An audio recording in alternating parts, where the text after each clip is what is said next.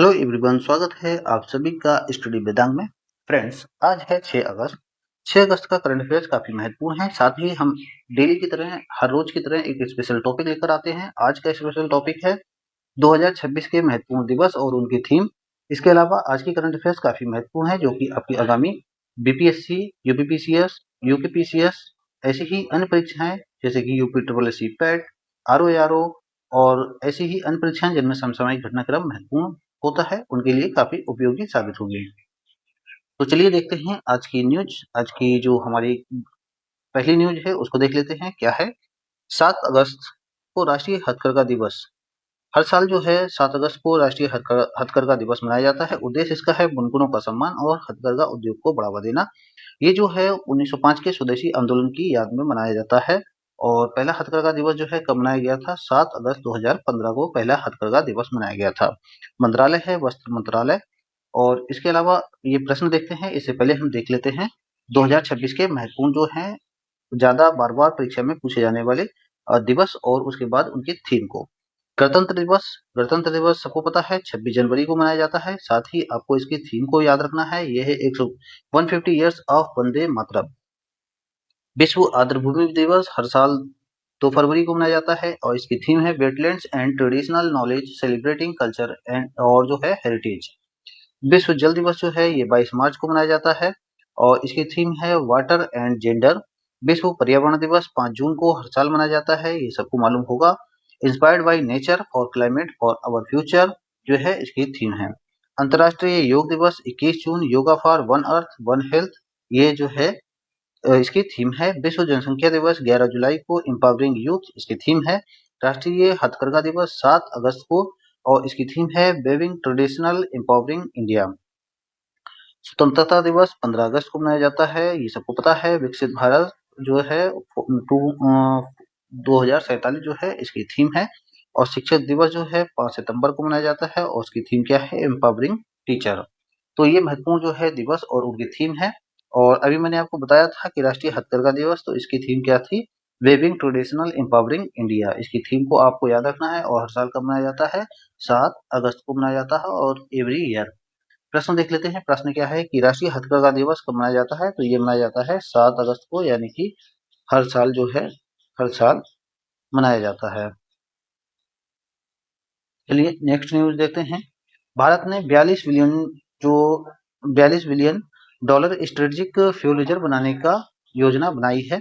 और इसका कारण क्या है कि इजराइल ईरान जो युद्ध चल रहा है उसके कारण स्ट्रेट ऑफ हॉर्मुज में बाधा उत्पन्न हुई है। इसके कारण ये फैसला लिया गया है। 42 बिलियन डॉलर की जो लागत से ये बनेगा, ये 10 साल में बनेगा और ये होगा मल्टी फ्यूल स्ट्रेटेजिक रिजर्व, यानी कि इसमें कई तरह का फ्यूल रखा जाएगा। जरूरत क्या है कि 28 मिलियन टन कच्चे तेल की जरूरत है भारत को रखने की, और 9 मिलियन टन एलएनजी को रखने की जरूरत है, 4 मिलियन टन एलपीजी को रखने की जरूरत है। वर्तमान जो है भारत के पास कितना जो है फ्यूल रिजर्व कर सकता है? तो ये है 5.3 मिलियन टन। और बना कितना रहे हैं तो आप देख लीजिए। और अगर हम बात करें 6.5 मिलियन टन जो है इस समय निर्माणाधीन है, तो ये हम इतना अभी बना रहे हैं। भारत के एसपीआर स्थान जो हैं कहाँ-कहाँ पर हैं? ये हैं विशाखापत्तनम, मंगलौर और पाटलिपुत्र में। अगर आईएसपीआरएल जो है इसका फुल फॉर्म देखें तो Indian strategic petroleum reserve limited जो है इसकी फुल फॉर्म है। प्रश्न देख लेते हैं। प्रश्न क्या है कि भारत की नई स्ट्रेटेजिक फ्यूल रिजर्व योजना की लागत कितनी है? तो 42 बिलियन डॉलर जो है इसकी लागत है। चलिए अगला देखते हैं। भारत रूस रणनीतिक साझेदारी पर वार्ता इस समय जारी है और ये वार्ता जो है रक्षा, ऊर्जा, व्यापार, निवेश पर उच्च स्तरीय वार्ता जारी है। दोनों देशों ने दीर्घकालिक रक्षा सहयोग और ऊर्जा सुरक्षा पर जोर दिया है। भारत ने बहु ध्रुवीय विश्व व्यवस्था की वकालत की है। भारत रूस वार्षिक शिखर सम्मेलन जो है ये 2000 से स्टार्ट हुआ है और रूस की राजधानी, क्योंकि इस समय जो है यूक्रेन यूक्रेन और रूस युद्ध काफी चर्चा में है, तो इसलिए आपसे जो है इनकी राजधानियां पूछी जा सकती हैं। साथ ही मैं आपसे पूछूंगा यूक्रेन की राजधानी क्या है, ये आपको कमेंट बॉक्स में बताना है। इसके अलावा ईरान की राजधानी क्या है, ईरान की राजधानी क्या है, और आपको बताना है इजराइल की राजधानी क्या है, इजराइल की राजधानी क्या है, और इसके अलावा आप अमेरिका की भी राजधानी बताइए। तो इनकी आपको राजधानी बतानी है, तो ये आप देख लीजिए और इसके साथ ही इनकी मुद्रा भी बताना है आपको कमेंट बॉक्स में। चलिए, तो इसकी जो राजधानी कहाँ है, मॉस्को है, और मुद्रा इसकी क्या है, रूबल है। प्रश्न देख लेते हैं। प्रश्न क्या है कि रूस की राजधानी क्या है, तो ये सबको मालूम होना चाहिए, ये राजधानी है मॉस्को। चलिए अगला देखते हैं। भारत ने कोयला उत्पादन में वृद्धि दर्ज की है। कोयला मंत्रालय के अनुसार फाइनेंशियल ईयर 2026-27 के शुरुआती महीनों में कोयला उत्पादन और डिस्पैच में दोनों में वृद्धि हुई है। उद्देश्य क्या है, ऊर्जा सुरक्षा और बिजली संयंत्रों के लिए पर्याप्त कोयला। योगदान, इसमें प्रमुख योगदान रहा है वह है कोल इंडिया लिमिटेड। भारत में कोल इंडिया लिमिटेड जो है कोयला उत्पादन में प्रमुख योगदान देती है, ये आपको याद रखना है, और इसीलिए इसकी स्थापना महत्वपूर्ण हो जाती है। इसकी स्थापना कब हुई, 1975 में। इसका मुख्यालय कहाँ है, कोलकाता में। मंत्रालय, कोयला मंत्रालय। प्रश्न देखते हैं कि कोल इंडिया लिमिटेड का मुख्यालय कहाँ है, तो ये है कोलकाता में। क्योंकि इस समय जो है कोयला उत्पादन में वृद्धि दर्ज हुई है, तो इसलिए कोल इंडिया लिमिटेड जो है प्रमुख हो जाती है आपके न्यूज के अकॉर्डिंग। चलिए प्रश्न देखते हैं, अगला देखते हैं। अगली है, भारत की अध्यक्षता में 13वीं ब्रिक्स शिक्षा मंत्रियों की बैठक हुई है, और इसका आयोजन कहाँ हुआ है, भुवनेश्वर में। 5 से 7 अगस्त। 5 अगस्त को सेमिनार ऑफिशियल मीटिंग हुई है, और 7 अगस्त को मंत्रियों की जो है मुख्य बैठक होगी।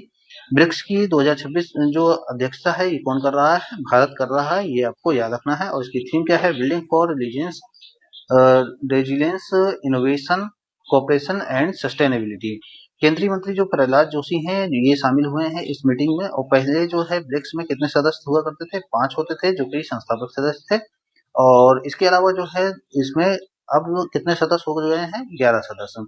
और 5 के अलावा कौन कौन से सदस्य हैं, इजिप्ट है, इथोपिया है, ईरान है, और यूएई है, इंडोनेशिया है, इसके अलावा सऊदी है।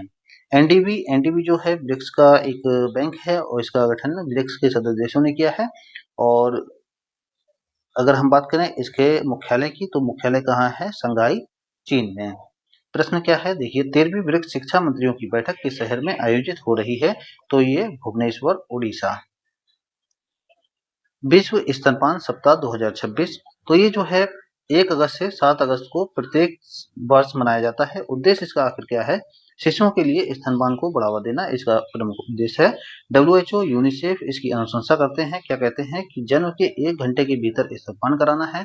6 महीना तक केवल माँ का ही स्तनपान कराना है। प्रमुख संस्थाएं कौन सी हैं, डब्ल्यूएचओ, यूनिसेफ और बाबा, यानी कि ये संस्थाएं जो हैं ऐसी एडवाइजरी जारी करती हैं और नजर रखती हैं। चलिए प्रश्न देखते हैं। प्रश्न क्या है, विश्व स्तनपान सप्ताह कब मनाया जाता है, तो ये मनाया जाता है 1 से 7 अगस्त को, और ये हर साल मनाया जाता है, ये आपको याद रखना है। चलिए नेक्स्ट न्यूज देखते हैं, काफी इंपॉर्टेंट है। एयर इंडिया के नए सीईओ बने हैं ट्वेल्डे गैब्रिएमेरियन, और अगर इनके घोषणा की बात करें कब हुई है, 5 अगस्त को। नाम इनका है ट्वेल्डे गैब्रिएमेरियन, जो कि इथोपियन एयरलाइन के जो है पूर्व सीईओ हुआ करते थे, जिन्होंने इथोपियन जो एयरलाइन है इसको अफ्रीका की सबसे बड़ी एयरलाइन बनाया था। ये किसकी जगह लेंगे, कैंपबेल विल्सन की जगह लेंगे, और इनको जो है टाटा ने कब नियुक्त किया था, 2022 में नियुक्त किया था। महत्व क्या है कि पिछले साल 260 लोगों की मौत वाली जो हादसा हुआ था एयरलाइन का, उसके कारण एयरलाइन जो है इस समय घाटे में है, और डीजीसीए के जांच से जूझ रही है, तो काफी दिक्कतों का सामना करना पड़ रहा है। एयर इंडिया की स्थापना की बात करें, क्योंकि ये काफी चर्चा में रही है, तो ये इसकी स्थापना 1932 में जेआरडी टाटा ने की थी, और टाटा एयरलाइंस के रूप में इसकी स्थापना की गई थी। बाद में जो है गवर्नमेंट ने इसको एक्वायर किया। उसके बाद जो है गवर्नमेंट ने इसको दोबारा से जो है टाटा ने जो है दोबारा से इसको वापस खरीद लिया है गवर्नमेंट से, जनवरी 2022 में इसको दोबारा खरीदा है। चलिए देखते हैं प्रश्न क्या है कि एयर इंडिया के नए सीईओ कौन बने हैं, ट्वेल्डे गैब्रिएमेरियन जो है इसके नए सीईओ बने हैं। नेक्स्ट देखते हैं, एलआईसी का रिटेल ओएफएस आज 5 अगस्त को खुल चुका है। देखिए गवर्नमेंट ने क्या किया है कि 800 मिलियन शेयर जो है 6.5 स्टेक जो 5% जो स्टेक है एलआईसी का बेचने की जो है योजना बनाई है, और इसका जो फ्लोर प्राइस है वह कितना रखा है, 382 रखा है, और बाजार भाव से ये कितना परसेंट डिस्काउंट पर होगा, 11% डिस्काउंट पर होगा। 4 अगस्त को इंस्टीट्यूशनल इन्वेस्टर के लिए इसको खोल दिया गया है, और 5 अगस्त को रिटेल इन्वेस्टर के लिए ये खुला है। एलआईसी की अगर स्थापना की बात करें, तो ये स्थापना हुई थी 1 सितंबर 1956 को, और इसका मुख्यालय कहाँ है, मुंबई में इसका मुख्यालय है। प्रश्न देखते हैं, प्रश्न क्या है, एलआईसी ओएफएस का फ्लोर प्राइस कितना है, तो इसका है 382। नेक्स्ट देखते हैं, भारत में चीनी के दाम रिकॉर्ड हाई पर हैं, तो भारत में इस समय जो है चीनी के दाम काफी हाई हो चुके हैं, और 1 महीने में और 10% ये बढ़कर रिकॉर्ड हाई पर पहुंच चुके हैं। कारण क्या है कि सप्लाई में कमी का प्रमुख कारण बताया गया है गणेश चतुर्थी दशहरा, दिवाली ऐसे त्योहारों पर अत्यधिक मांग के कारण जो है इसके बढ़ने के चांस बताए गए हैं और ये जो है कीमत जो ऊँची रहने की उम्मीद है, 3 महीने तक ऊँची रहने की उम्मीद है। फिलहाल अब तो ये मुझे लगता है ऊँची ही रहेगी, नीचे आने की संभावना कम है। मीनू के पास स्टार अक्टूबर में 35 साल के न्यूनतम स्तर पर पहुँच चुका है। भारत जो है विश्व का दूसरा सबसे बड़ा चीनी उत्पादक है, ये आपके लिए महत्वपूर्ण है और सबसे बड़ा उपभोक्ता भी है। इसके अलावा चीनी का मूल्य नियंत्रण जो है आवश्यक वस्तु अधिनियम के तहत किया जाता है, ये भी आपको याद रखना है। प्रश्न देख लेते हैं कि हाल ही में चीनी के दाम में कितने परसेंट की वृद्धि की गई है, तो ये की गई है 10% की। तो इस तरह से जो है आज का हमारा करंट अफेयर्स समाप्त होता है और आज हमने क्या सीखा उसको देख लेते हैं। भारत में चीनी चीनी के जो दाम है वह 10% की वृद्धि हो चुकी है और उसके अलावा अभी ये मार्केट में पहुंचा या नहीं, अभी समय लगेगा। उसके बाद हम देख लेते हैं, अगला हमने देखा LIC का रिटेल OFS जो है आज शुरू हो चुका है और कितने भाव पर, तीन फ्लोट प्राइस जो है 382 है। इसके अलावा एयर इंडिया के नए CEO बने हैं, कौन बने हैं? टेवोल्डे गेब्रेमेरियन। और इसके अलावा विश्व स्तनपान जो सप्ताह है ये 1 अगस्त से 7 अगस्त तक प्रत्येक वर्ष मनाया जाता है। और जो है भारत की ब्रिक्स अध्यक्षता 13वीं जो ब्रिक्स शिक्षा मंत्रियों की बैठक है भुवनेश्वर में हो रही है, भुवनेश्वर उड़ीसा। इसके अलावा भारत ने कोयला उत्पादन में वृद्धि दर्ज की है और हमने बात की है कि CIL की स्थापना 1975 में, यानी कि कोल इंडिया लिमिटेड की स्थापना 1975 में, मुख्यालय कोलकाता, मंत्रालय कोयला मंत्रालय। रूस की राजधानी के बारे में हमने चर्चा की कि क्या है और इसकी मुद्रा क्या है, रूबल है। साथ ही हमने देखा है कि भारत जो है $42 बिलियन का स्ट्रेटेजिक फ्यूल रिजर्व बना रहा है, काफ़ी महत्वपूर्ण है, इसको आप देखिए। और 2026 के महत्वपूर्ण दिवस जो हैं उनके बारे में चर्चा की, उनकी थीम को देखा हमने। इसके साथ ही राष्ट्रीय हथकरघा दिवस जो है हर साल 7 अगस्त को मनाया जाता है और ये कब से मनाया जाता है?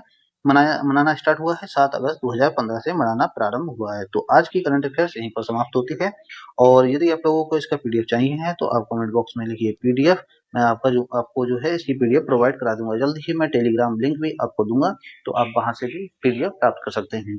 अगर आपको ये वीडियो अच्छी लगी है तो इसको लाइक कीजिए, चैनल को सब्सक्राइब कर लीजिए ऐसी ही अन्य वीडियो के लिए। Thank you.